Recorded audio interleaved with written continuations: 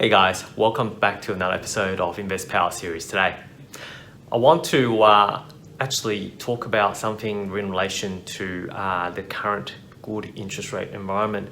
Now, this is something in relation to building out a portfolio, and personally, I feel that whilst this is actually a great time to be entering into the market, I think as investors, we need to be conservatively optimistic. That's an interesting word, conservatively optimistic. Okay, so what does that mean?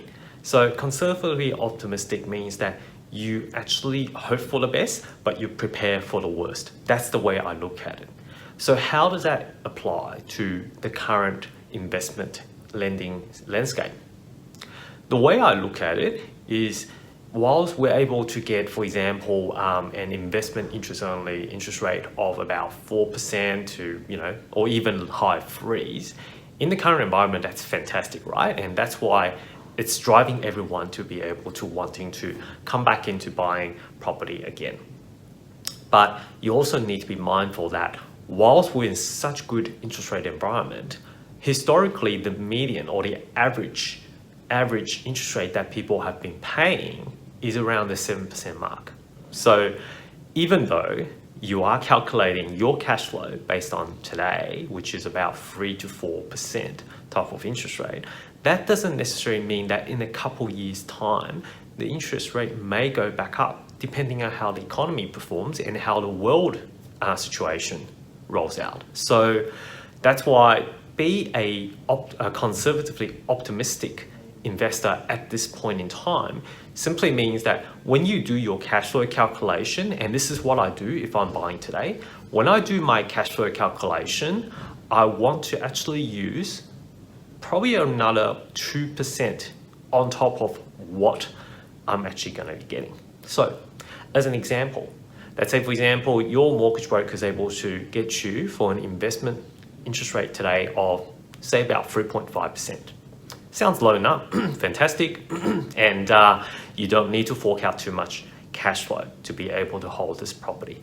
But that may not sustain for very, very long time. At least I don't see that sustain for the next 20 odd years. So what I may want to do is to get myself a bit of buffer, especially with people who's got multiple type of properties, 2, 3, or even 4 investment properties.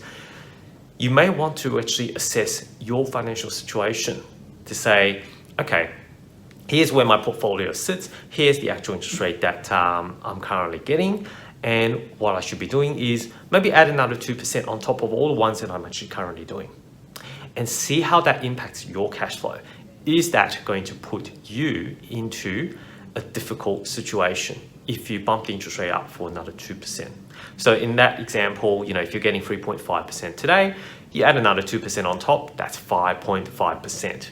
Can you afford a 5.5% repayment with all the other outgoing expenses remain the same? And as a good indicator, personally, I say, how much is the net outgoing cash flow? So let's say, for example, with all the rent minus all the outgoing, so your mortgages, your council rate, your water rate, your strata, etc.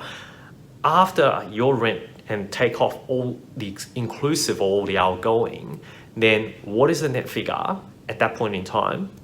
And how does that consist of your yearly annual wage? So, let's say, for example, that property may cost you $6,000 to hold.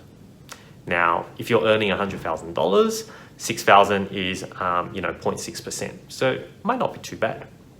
But if you actually bump up the interest rate on that, so add from 3.5 to 5.5%, it may not necessarily be 6,000. You might find that it turns out to be about 10K or even 15K. So, are you going to be in a difficult position based on that? Some people may argue to go, look, if the interest rate goes up, as a landlord, we just need to bump up the rent.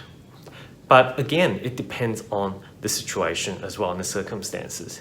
In the current Sydney environment where the rental market is really, really soft, is it really a good idea? And do you actually have the ability to be able to bump it up without upsetting the tenant? So, that's why I think we need to be cautiously optimistic in the current environment, yes, it's a great time to invest. Yes, it's a great time to be building our portfolio, and it's a great time to buy. Absolutely. I think talking to investors, most of them have not seen something with such a low interest rate in the last 20 odd years. But that just means it's not necessarily going to be the same in the next 10 or even 20 years. So, I think plan on that basis, and hopefully it won't happen, of course. But if it does happen, then you've got yourself covered. So that's what I want to talk about today. I'll include the cash flow calculator down there in the link as well. So that feel free to download a copy and do your own cash flow analysis. For those people who do have a big portfolio, I'm hoping that you are definitely keeping track of your own portfolio in terms of the cash flows and all that stuff. But if you need a copy of my portfolio tracker as well, let me know. Email me at david@lempower.com.au or simply comment below, and I'll get back to you in terms of what I currently use. Until next time, I'm Dave from Lempower, and I'll see you in next week's Invest Power episode.